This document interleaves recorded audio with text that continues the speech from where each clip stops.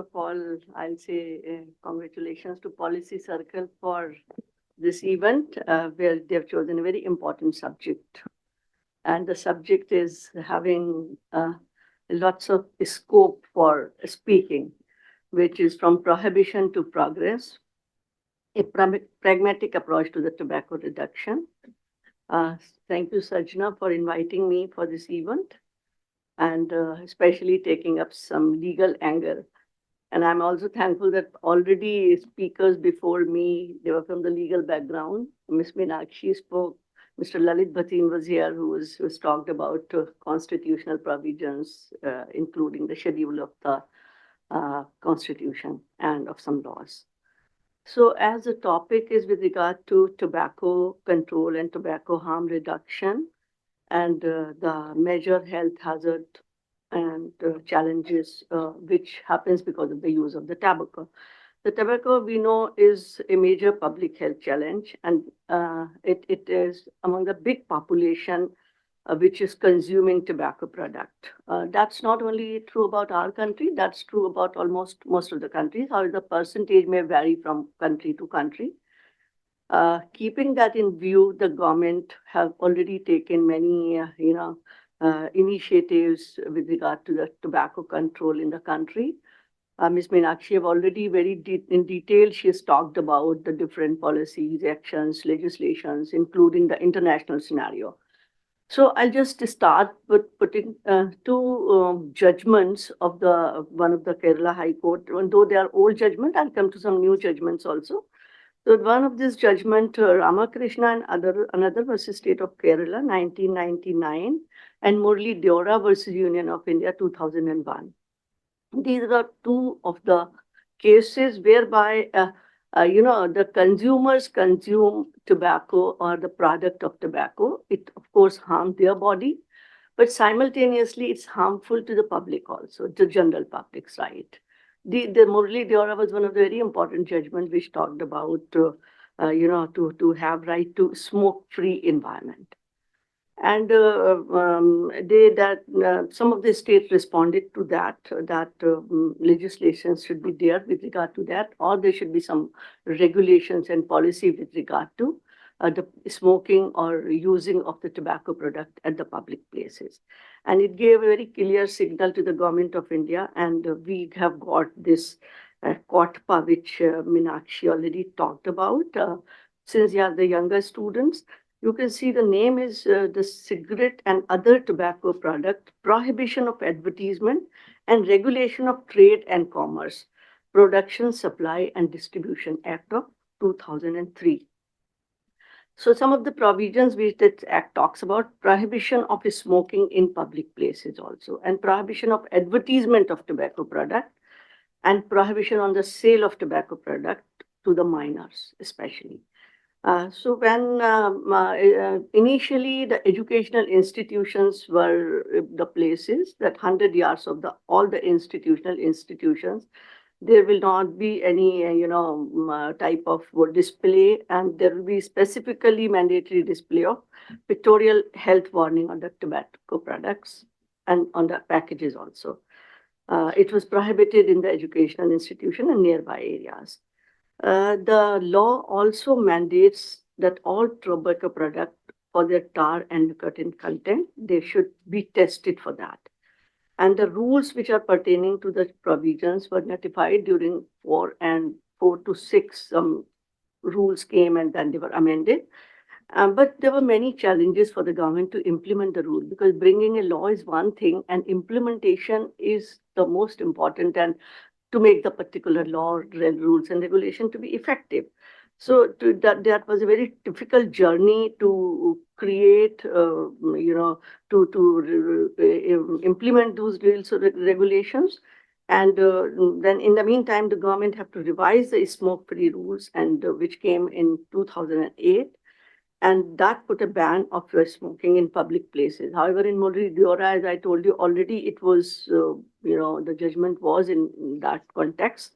But finally, it took shape of those rules, and that included other places such as, public places include hospitals and all other public areas Also, it was already discussed, some zones have been created which can be smoke zones, but generally smoking in public was prohibited.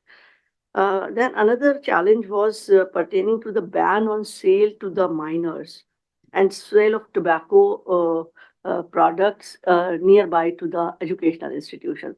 But all of you, some I can see here some students, and I have some experiences with the students who are always, in fact, the challenge is basically with regard to how to deal with the youngsters, how to avoid or prohibit it among the youngsters.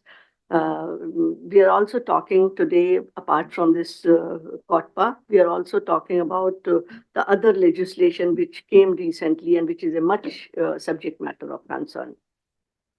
That law, that is, the law is basically a long name. However, it's called as ENS Act. But here you are the persons, and we should understand why sometimes the government bring, like for example, it says the law name is Prohibition of Electronic Cigarette Production, Manufacture, Import, Export, Transport, Sale, Distribution, Storage, and Advertisement Act 2019. In short, you can say Electronic Cigarette Prohibition Act. But the question is how this ends or electronic cigarettes came into existence, and what are the challenges which were posed by the cigarettes, which have been countered by various countries at different labels with some alternative products. So somehow when we talk of these electronic or e-cigarettes, it may be the passage of time or the development of a country, or we can also say it has been initially introduced to be an alternative of the traditional cigarettes. However, the best way for a person who's into smoking is or into any tobacco product, and they want to improve their health, is to quit their smoking or tobacco habits or the nicotine absolutely or fully. But that does not happen. Sometimes it becomes do or die type of situation. And that time, some of the countries which I'm going on to talk about, United Kingdom and United States of America, they adopted one thing which is called as harm reduction strategy for the smokers. And somehow it was recommended the use of alternative nicotine delivery products, which are including e-cigarettes and other smokeless tobacco products, or any new heated products to the smokers in place of conventional cigarettes. Somehow, I'm not saying these are my views, but somehow replacing a very harmful product, which is little less but is still harmful product. So which are e-cigarettes and etc. So now it's very crucial to understand what all has been covered into this ends and webs, which are the definition which has been given under the Act is quite wide. And I'll not say, or it has not been proven anywhere that they are not risk-free. In fact, it has been clear that they are a little, less harmful to the health than the tobacco. And even they've been used to help the smokers to quit the smoking habits. Also, along with when they are being used with the stop smoking services. But unfortunately, these products, ends and webs, they are being rapidly mushrooming among the teenagers and the young adults. Then it becomes a matter of concern. Looking at that, an extremely addictive factor, the government of India and somehow the other state government, they have thought of bringing this law, but this law is having a complete ban on all the electronic nicotine delivery system. This is now the issue of concern, a complete ban. The definition which has been provided under this law is quite wide, and it includes all the electronic devices that heat a substance. And substance means any natural or artificial product, whether it is solid, liquid, or gaseous. The Act have provisions with regard to how it prohibits the manufacturing, import, export, transportation, sale, and distribution of of this product. Advertisement is also directly and indirectly promote the use of electronic. The act prohibits advertisement, but I think many of the youngsters must be aware that they can order it online, and there are various uh, websites which are available. They can even get on any pan and gutka shop. So and whenever you order anything online, it does not ask about your age. So anybody of any age can.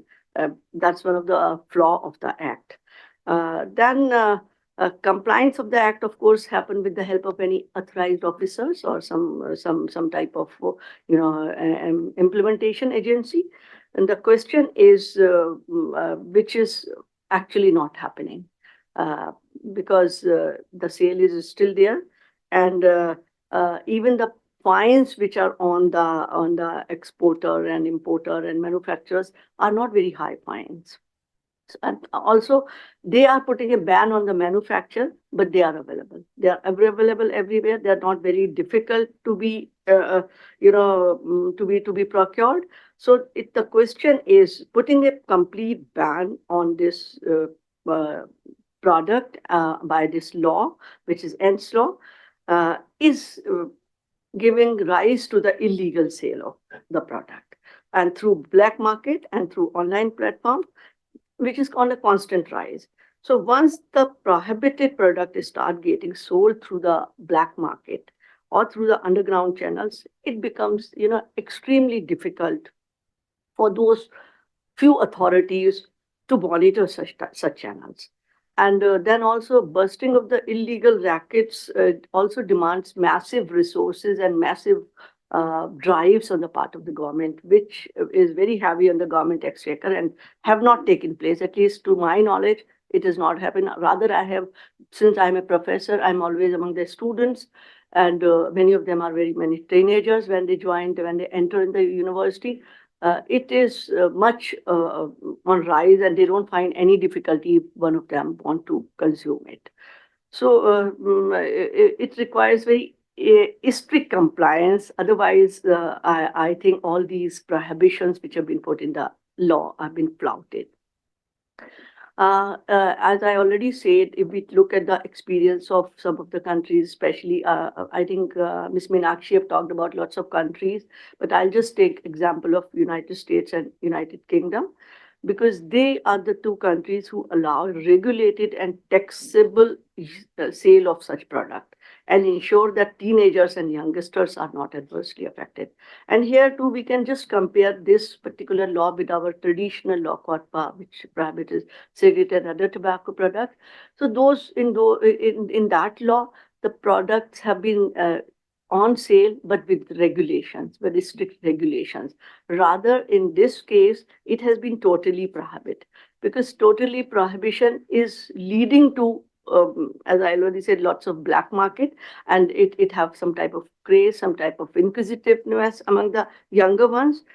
So it's the time for the government to rethink its stance on ends, because instead of putting a complete ban, we require a more pragmatic and strategic move, which can be considered, and that benefit the stakeholders and accomplish a bigger aim of the public health protection. Interestingly, in between, there were many judgments by the Delhi High Court. In fact, one of my own students, Priyarisha Gupta, she filed a petition in the Rajasthan High Court towards the implementation of the law, because she, among her peers, used to see, we have a law and we are a law student, and we see all our, friends into it, and they don't find any, if one want to consume, they don't find any difficulty in procuring it. So that young girl, she filed a petition in the Rajasthan High Court for giving some directions with regard to implementation of the act and seizing the products and having some type of search or seizure drives.